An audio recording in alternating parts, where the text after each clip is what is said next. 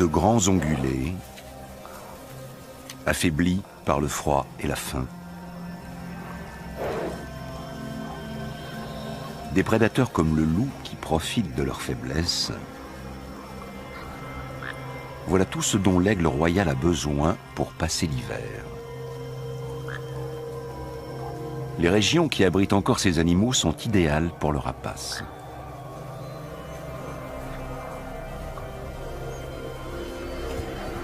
En hiver, le fier chasseur se transforme volontiers en charognard. Il se contente alors de ce que les autres prédateurs lui laissent. D'habitude, l'aigle royal ne cède pas aussi rapidement sa place à un congénère. D'ailleurs, celui-ci ne paraît pas tellement intéressé par la nourriture.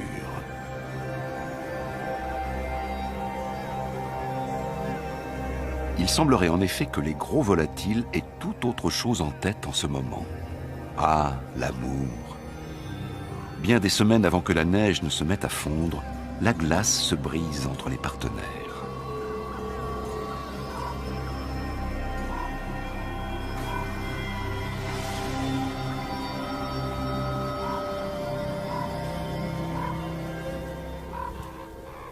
Ils vont s'accoupler jusqu'à 20 reprises avant que la femelle ne ponde au début du mois d'avril.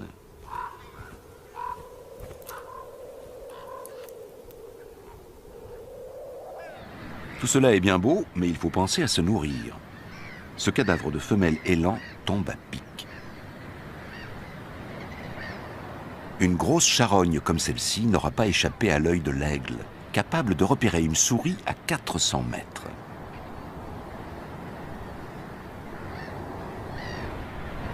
Mieux vaut arriver le premier sur les lieux. Il peut ainsi s'assurer des meilleurs morceaux et des plus gros, à condition que personne ne vienne l'interrompre. Car avant d'accéder à la chair si prisée, il faut percer l'épais pelage hivernal de l'élan. L'aigle y perd un temps précieux.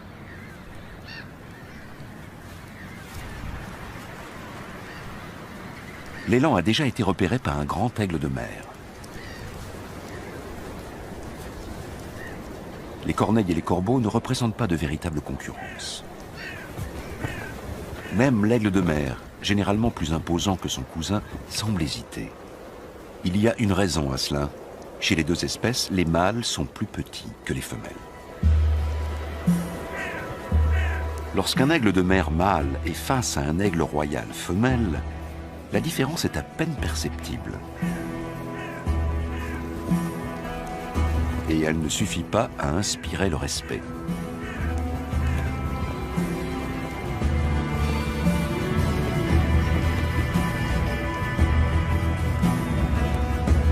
En revanche, si 5 kilos de muscles portés par des ailes de près de 2,50 m d'envergure fondent sur vous, le rapport de force change.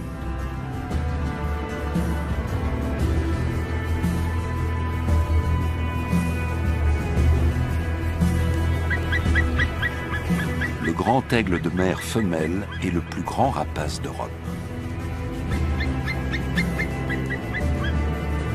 Sur les côtes de l'Atlantique Nord, l'aigle royal doit partager son territoire avec son rival.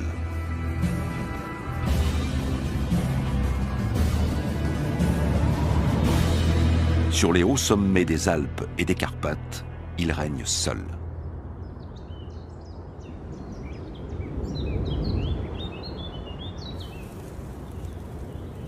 En altitude aussi, le printemps finit toujours par arriver.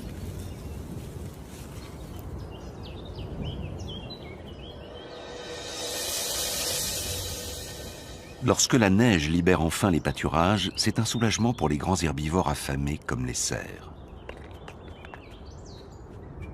Pour l'aigle aussi, ces changements ont des conséquences. Il va trouver moins de charognes et devra chasser lui-même. Les branches fraîches déposées dans l'air indiquent que la couvaison est proche. Un étage plus bas, le coq de bruyère ferait bien de ne pas tant s'exposer.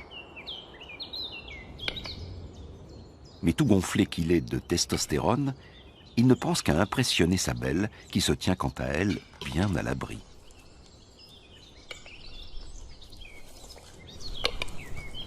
En fin de compte, même chez le coq, la prudence finit par l'emporter.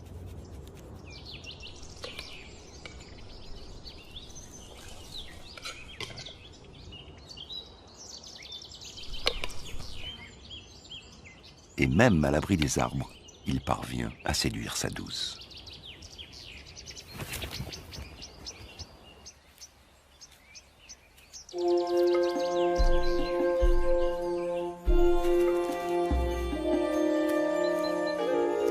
Le campagnol des bois doit aussi se méfier des aigles. La couche de neige sous laquelle il se cache en hiver aura bientôt disparu.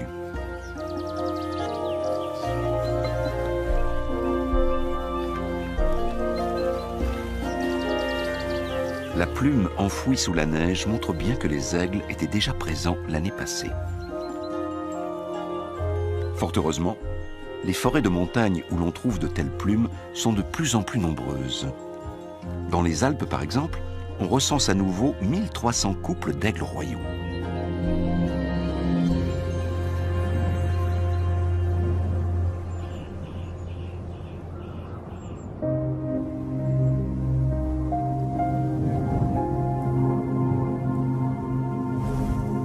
Ce duvet aussi est la preuve que les aigles sont toujours plus nombreux.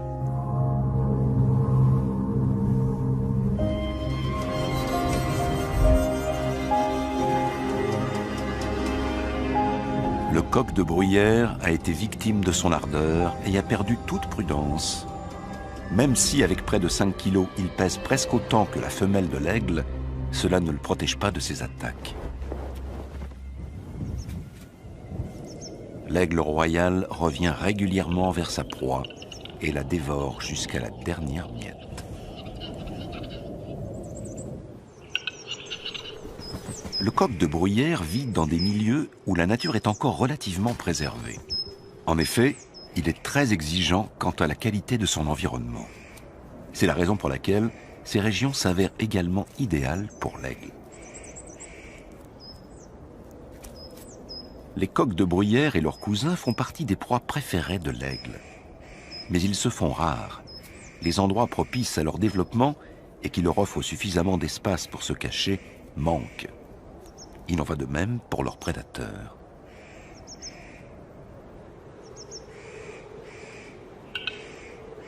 L'un comme l'autre sont venus s'installer dans la montagne bien malgré eux. C'est en fait le dernier endroit qui leur permet de trouver le havre de paix dont ils ont besoin.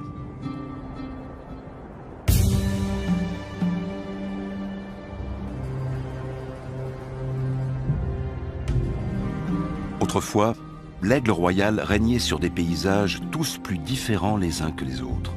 Les montagnes et les plaines, les forêts et les steppes. Depuis quelques centaines d'années, son royaume se limite au sommet. Mais il n'a pas perdu son titre de roi des airs. La parade nuptiale des aigles débute avec des vols en feston à des allures infernales. Leur numéro de bravoure commence à l'hiver. Il s'agit de séduire leur partenaire avant la période d'accouplement qui approche.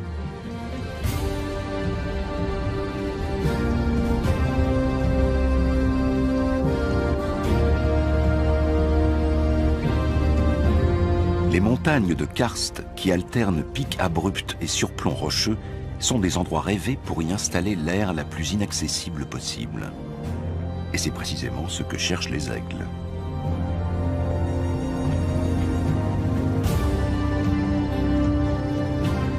L'altitude idéale doit permettre à une aire d'être à l'abri des importuns, tout en restant accessible quand il s'agit d'y rapporter de lourdes proies.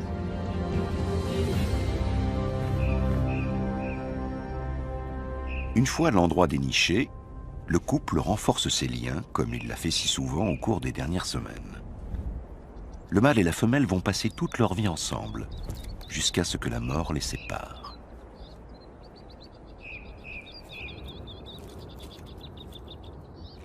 Un chamois adulte est une proie un peu trop grosse, mais dans les forêts et prairies d'altitude, le choix reste immense.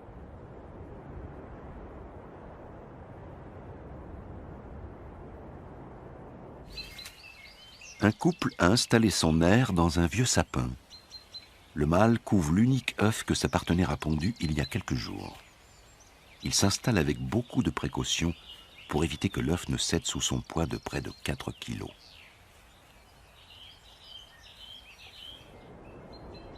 Les aigles ne sont pas les seuls à se retirer au fond des bois pour couver.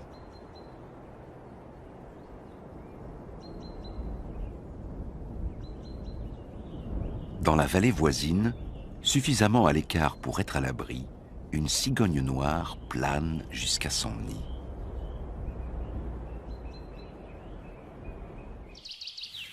Il était temps qu'elle revienne à sa couvée. Les bois sont encore bien frais au printemps et les oiseaux doivent garder leurs œufs au chaud sans interruption, dans le nid comme dans l'air.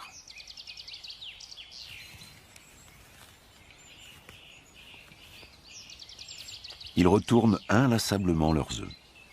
Peu importe leur différence, tous les oiseaux se livrent aux mêmes tâches au moment de couver. Ils s'assurent du bon capitonnage et de la bonne isolation du nid afin d'éviter une trop grande perte de chaleur au moment où les adultes viennent s'y relayer.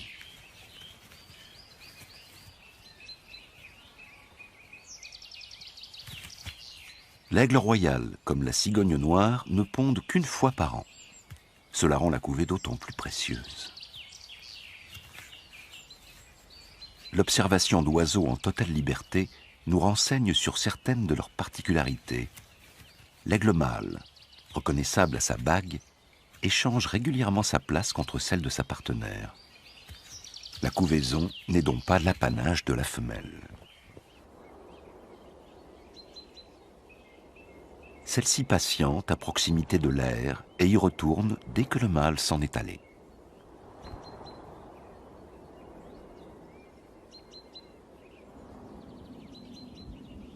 Ces changements convenus entre les parents garantissent à l'œuf une exposition minimale au froid qui règne au mois d'avril.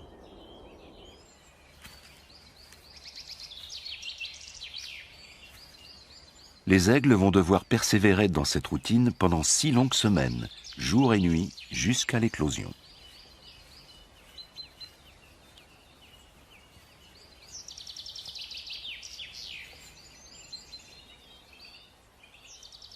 La cigogne noire couve 1 semaine de moins. À l'étage du dessous, la chouette chevêchette est un peu en retard. Elle vient tout juste de terminer la chambre des petits. L'aigle royal a besoin d'espace. Le territoire d'un couple atteint souvent les 100 km². Ainsi, 2 aires peuvent facilement être éloignées de plusieurs kilomètres. Dans l'aire aménagée sur une corniche dans la falaise de Karst, les poussins ont éclos. Une couvée normale en compte 2 ou un seul, rarement 3. Dès le début, les petits sont couverts d'un duvet qui les protège du froid.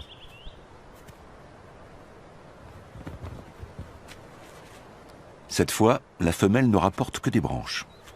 Même après l'éclosion, elle n'aura de cesse de consolider son nid. Ainsi, au fil des semaines, l'aire va être de plus en plus large et haute. Pendant ce temps, le mâle tente de repérer des proies. Lorsque les poussins sont encore très petits, la femelle passe le plus clair de son temps dans l'air et le mâle s'occupe de la chasse. L'attente n'est jamais très longue. Il a vite fait de débusquer une proie dans ces montagnes.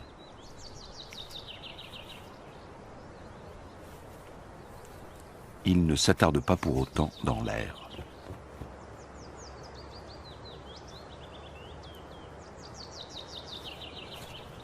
C'est le rôle de la femelle de nourrir ses petits avec la proie qui vient d'être livrée.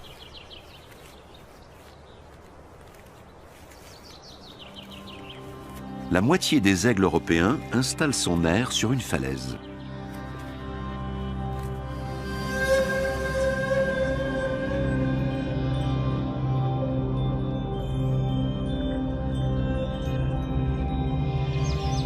Les autres nidifient dans un arbre. Le petit n'a pas plus de 2 semaines mais sa mère peut l'abandonner quelques instants lorsqu'il ne fait pas trop froid.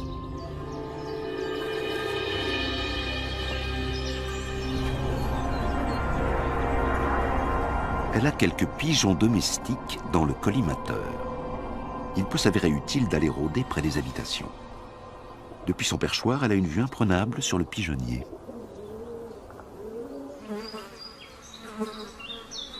L'aiglon est harcelé par les mouches qui perturbent aussi le sommeil de la chouette.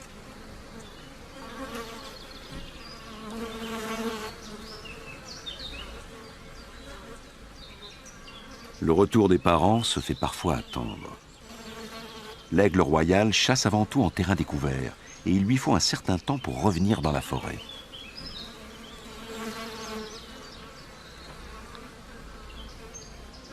La femelle est toujours à l'affût.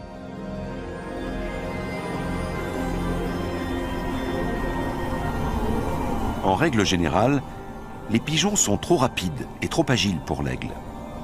C'est pourquoi elle guette la présence éventuelle d'un animal affaibli ou inexpérimenté. Le mâle a plus de succès. Son pigeon est déjà presque entièrement plumé. Sa tâche est accomplie. Ici encore, c'est la mère qui, à son retour, s'occupera de nourrir le petit.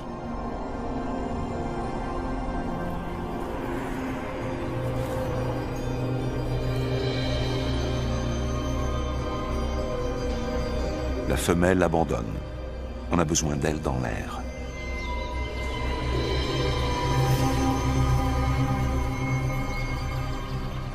La présence du gros rapace inquiète la minuscule chouette chevêchette.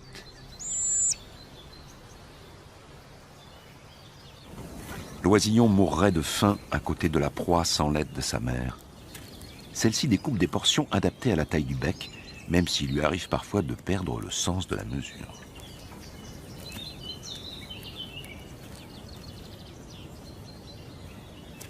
Le fait de n'avoir qu'un petit à chaque couvée permet aux aigles d'assurer la pérennité de l'espèce tout en régulant les naissances. L'aire mesure 1,5 mètre de diamètre et près d'1 mètre de haut. Pourtant, dissimulée dans la forêt dense qui la protège des regards, elle est difficilement repérable. C'est une stratégie qu'utilisent aussi les cigognes dont le nid imposant est à peine plus petit que celui des aigles. Ce ne sont pas moins de 3 cigogneaux insatiables qui y attendent leur repas. Au menu des aigles, de la viande fraîche et crue.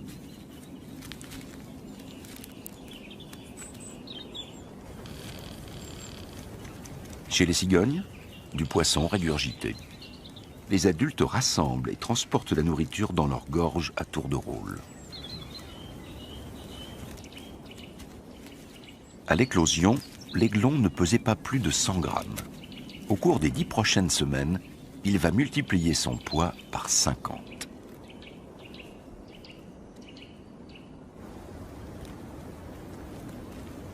Heureux ceux qui peuvent s'amuser entre frères et sœurs.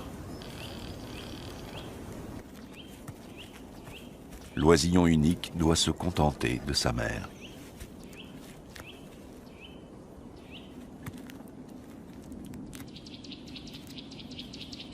Les petits se becquent, comme lorsqu'ils mendient auprès de leurs parents.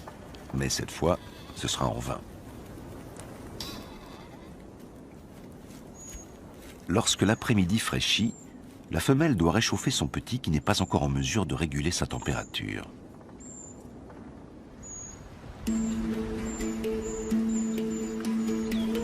Bien camouflé, un grimpero des bois est en quête d'insectes. La chouette chevêchette ne l'a pas encore aperçue. Pourtant, c'est une chasseuse d'oiseaux redoutable, dotée d'une vue perçante. Le grimpero ferait bien d'être sur ses gardes.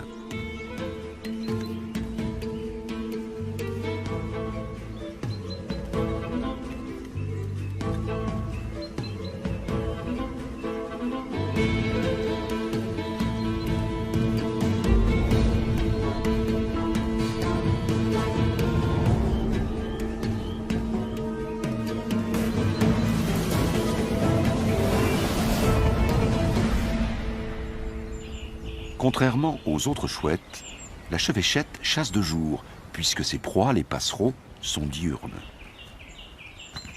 Il lui en faudra environ 200 pour subvenir aux besoins de sa couvée qui compte 7 petits.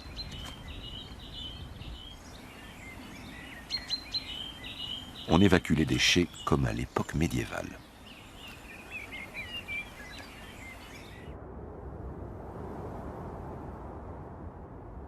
Lorsqu'elle transporte des charges lourdes, la femelle aigle utilise les courants ascendants avec beaucoup d'habileté.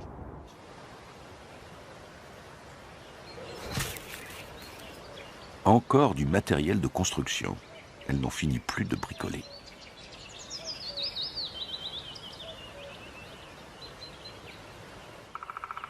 Il en va de même chez les cigognes.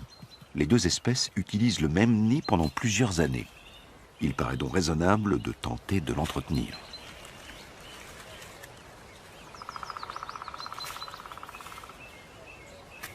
Certains biologistes prétendent que les branches bien feuillues auraient des vertus antiseptiques. Cette théorie n'a toutefois pas encore été vérifiée. Un petit est mort dans le nid des voisins aux longues pattes. Seuls 2 cigogneaux ont survécu. De son côté, l'aiglon s'est bien développé. Ce n'est pas étonnant, après tout, il a sa mère tout à lui. Enfin, lorsqu'elle n'est pas occupée à bricoler.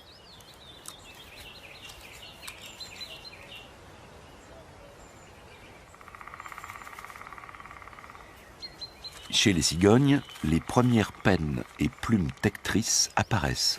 Bientôt les petits feront honneur à leur espèce. L'aiglon ne porte toujours qu'un duvet, mais il en est déjà à sa 2e couche. Dans le nid des cigognes, un des adultes monte continuellement la garde. La femelle aigle, quant à elle, quitte l'air de plus en plus souvent. La nourriture rapportée par le mâle suffit à peine pour le petit. Il lui faut donc chasser aussi.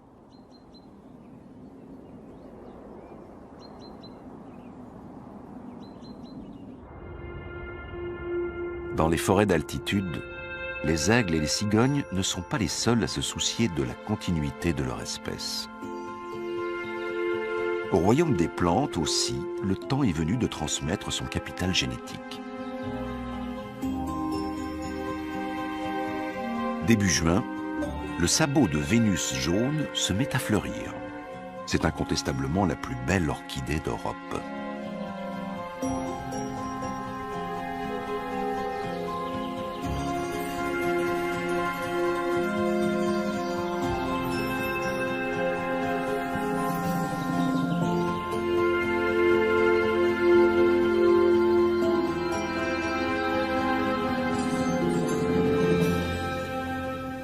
Ces plantes très protégées se font rares.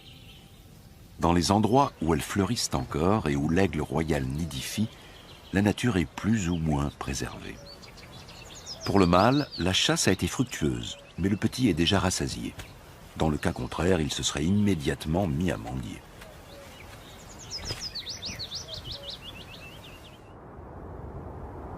Comme les aigles, les cigognes savent se servir des courants ascendants.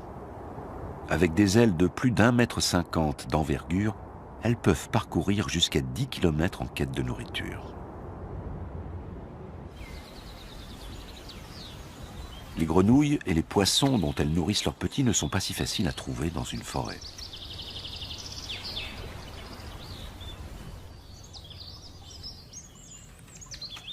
En tout, ce sont exactement 25 kg de viande que la femelle aigle va devoir apporter à son petit. Les parents cigognes connaissent les mêmes problèmes. Il leur faut en moyenne procurer 500 grammes de nourriture par jour à chaque petit. Et cela pendant 60 jours, ce qui revient à 30 kilos par rejeton. Les proies riches en protéines qui échouent dans le nid semaine après semaine sont particulièrement nutritives. Avec tout ce qu'ils avalent, les petits doivent aussi parfois songer à s'alléger.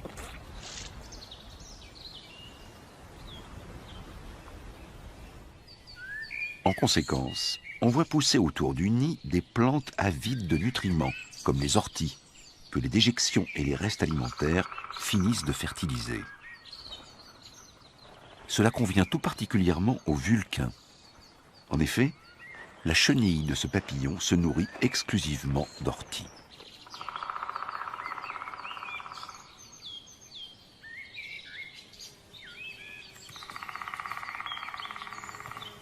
C'est ainsi que les gros oiseaux des bois nourrissent non seulement leur progéniture, mais aussi, indirectement, des petits papillons.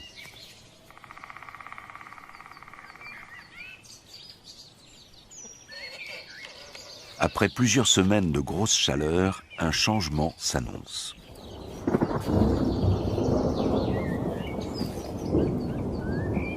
Il est grand temps pour le Vulcain de se mettre à l'abri.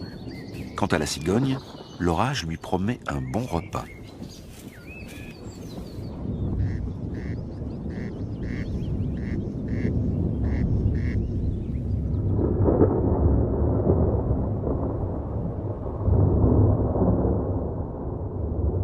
Rien n'empêche l'aigle royal de chasser, pas même une averse.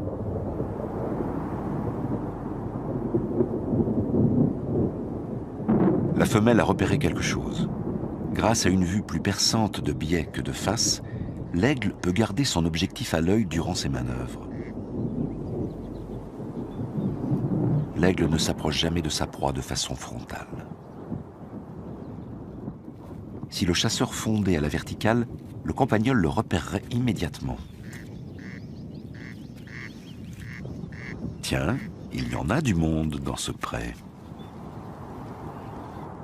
Ce n'est que lorsqu'il est juste au-dessus du sol que l'aigle se rapproche de la proie convoitée.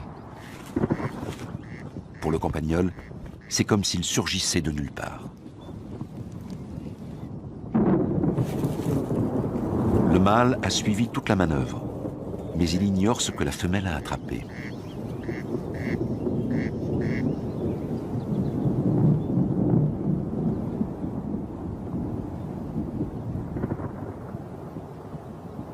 Autant aller vérifier. Il restera peut-être quelque chose pour lui.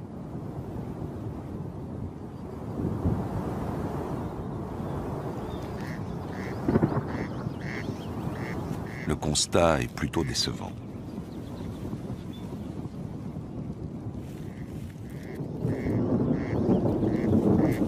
Le râle des genêts a été épargné pour cette fois.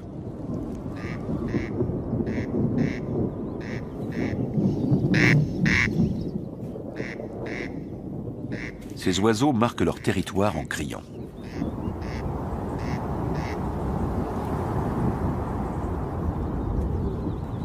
Râle des genêts, campagnols, les petits animaux font également partie des proies potentielles de l'aigle royal.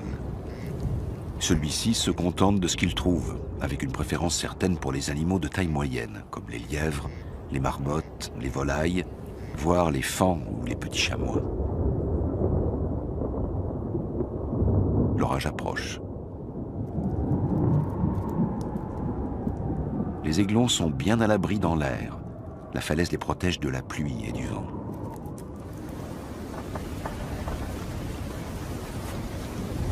En revanche, le petit dans l'arbre est livré aux éléments. Les secours arrivent. Il s'en est fallu de peu. Le duvet a tôt fait d'être trempé. Il n'a pas encore les vertus imperméables des plumes des adultes.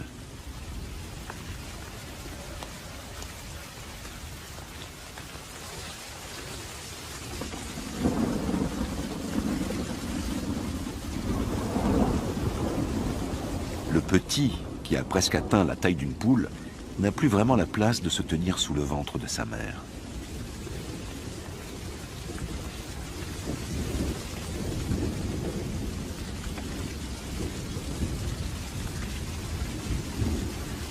Celle-ci tente de le protéger tant bien que mal.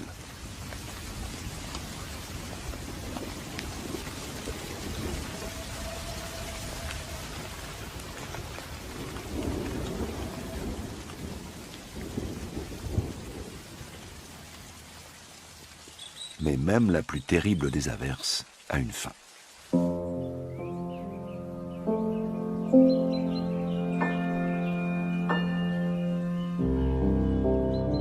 Comment va l'aiglon ?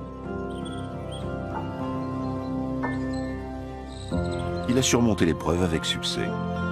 Ce n'est pas toujours le cas. Certaines années très pluvieuses voient de nombreux aiglons périr dans leur nid. Mais le vent et la pluie ne sont pas seuls responsables de la diminution du nombre d'aigles depuis 4 siècles en Europe. Il y a 400 ans, les oiseaux de proie dominaient encore les airs sur presque tout le continent.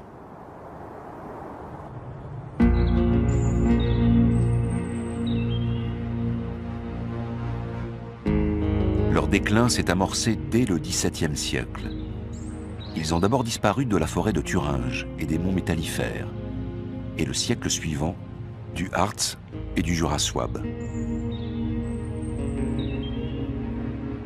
Peu de temps après, il ne restait plus d'aigle royal en forêt noire ni dans les fels. À la fin du XIXe siècle, le rapace avait aussi disparu des immenses forêts du Mecklembourg, de la Prusse orientale et du Brandebourg.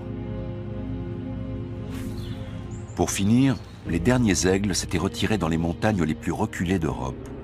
Mais pourquoi ?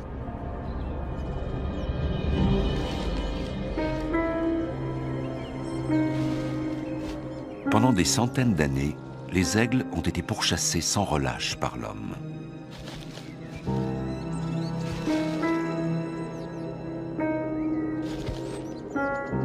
Le rapace était considéré comme le concurrent des chasseurs et l'ennemi des paysans et de ces animaux. Il fallait qu'ils disparaissent, comme le loup, l'ours et le lynx.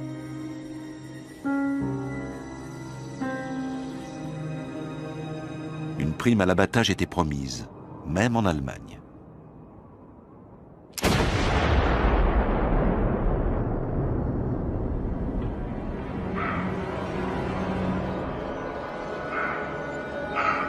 Les choses ont bien changé. Aujourd'hui, les rapaces sont strictement protégés et le braconnage est rare. Mais au lieu des aigles, ce sont les bûcherons qui ont envahi nos forêts. D'abord avec des haches et des scies, et ensuite avec des machines toujours plus grosses et plus performantes.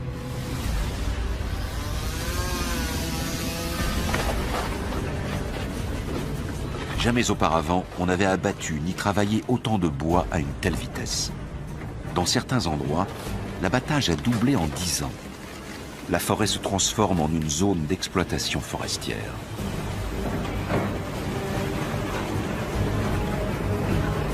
Les arbres se sont inclinés face aux machines. La forêt ancestrale, riche en essences variées, cède la place à la monoculture qui appauvrit les sols.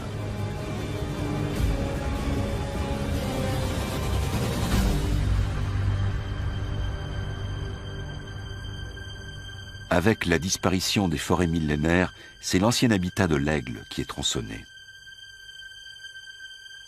On adopte désormais une approche différente et dans certaines montagnes, le nombre d'aigles augmente à nouveau. Mais il faudra encore bien de la patience avant de voir réapparaître un aigle dans ces forêts.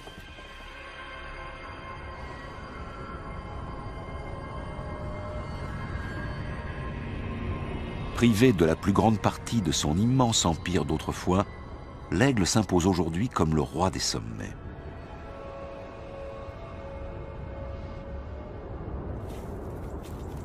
Deux bons mois après leur naissance, les aiglons nichés dans la falaise ont énormément grandi. Grâce à leur serre puissante, ils vont pouvoir attraper et tuer leur proie. Mais pour le moment, ils ne savent pas encore s'en servir. Une chance pour le petit visiteur.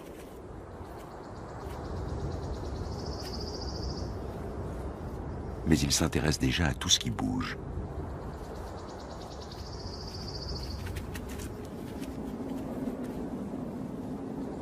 Ils ont appris à soigner leur plumage.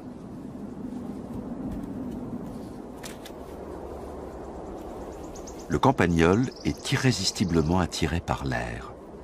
Les insectes sont nombreux à cet endroit, où les petits ont été nourris de viande pendant des semaines. Et si l'on cherche bien, il doit rester quelques graines dans la structure du nid.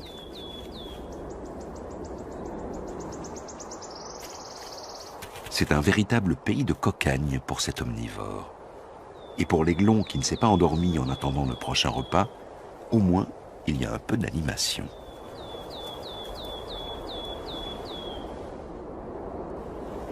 Le vulcain, quant à lui, est attiré par les déjections.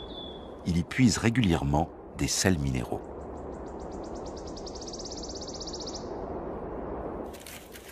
L'endroit est si accueillant que le campagnol élève ses petits juste sous l'air.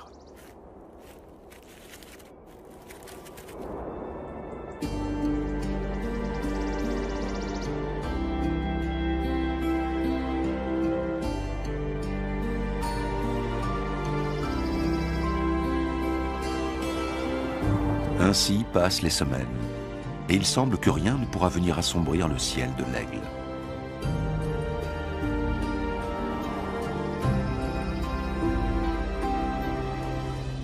Mais dans les montagnes, les choses évoluent rapidement.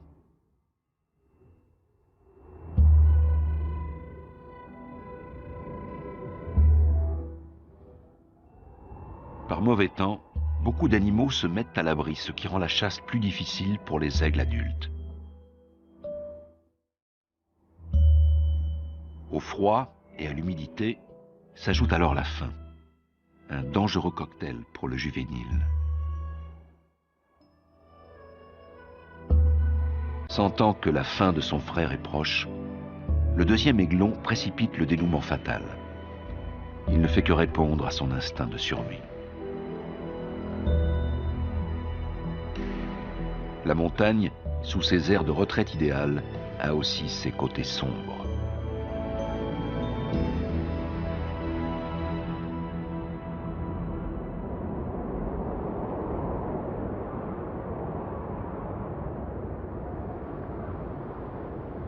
Aucune amélioration des conditions climatiques n'est à prévoir. Les parents reviennent inlassablement bredouilles. Ils n'ont plus que le cadavre de leur petit comme seule nourriture. Ce genre de comportement n'est pas rare chez les rapaces. Il n'y a pas de place pour la pitié dans leur monde. Il s'agit d'insuffler toute l'énergie possible à l'aiglon survivant, pour que tous les efforts fournis pendant la couvée n'aient pas été vains.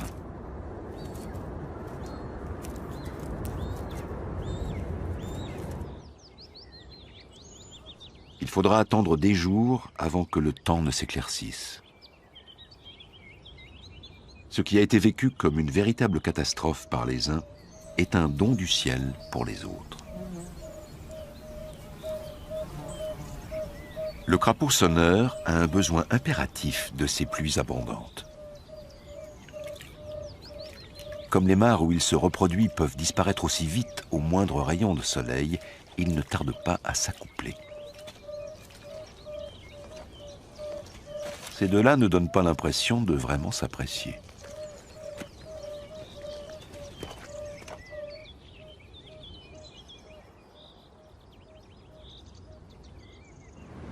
Après 9 semaines passées dans le nid douillet, le temps est venu pour le juvénile de le quitter. Par mesure de précaution, il sort d'abord en marchant. Les parents lui montrent qu'il existe une autre façon de se déplacer. Ils cherchent à le motiver.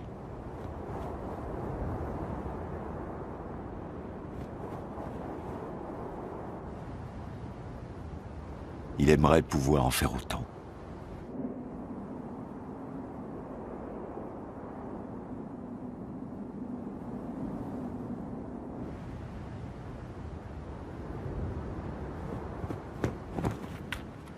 Son père l'attire avec une proie et l'encourage à parcourir ses premiers mètres au-dessus du sol.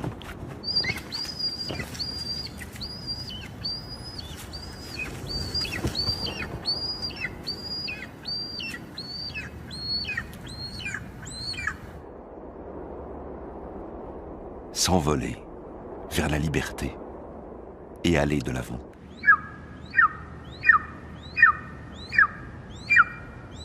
Une fois revigoré, il laisse parler son courage.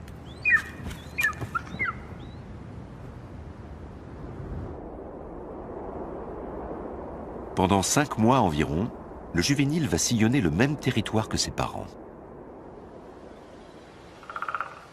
Pour de nombreux jeunes animaux, commence à présent le temps de l'exploration.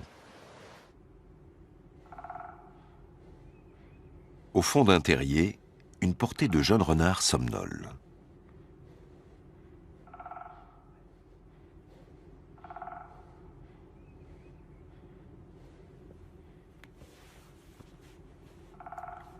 Poussés par la curiosité, les renardeaux n'y tiennent plus. Parfait. Le pâturage est fraîchement fauché, c'est un terrain de jeu idéal. Mais il est également dangereusement à découvert. La scène n'a pas échappé au couple d'aigles. Une telle aubaine, avec de jeunes renards inexpérimentés, ne se présente pas si souvent.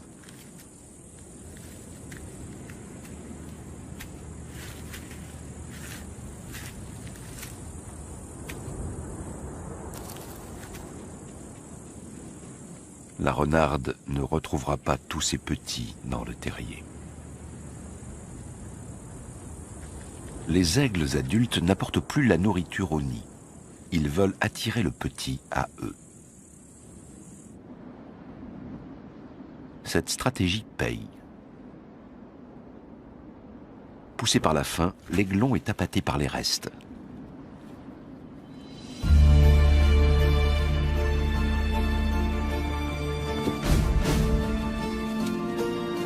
Lorsque les gros oiseaux ont disparu, c'est au tour des petits, comme ce jet, de venir se servir. Rien ne se perd.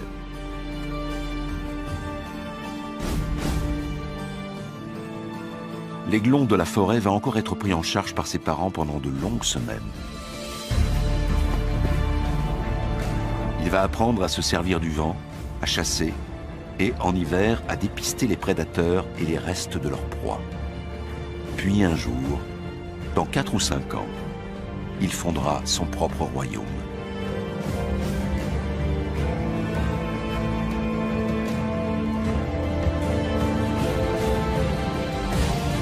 Les cigogneaux aussi s'élèvent dans les airs.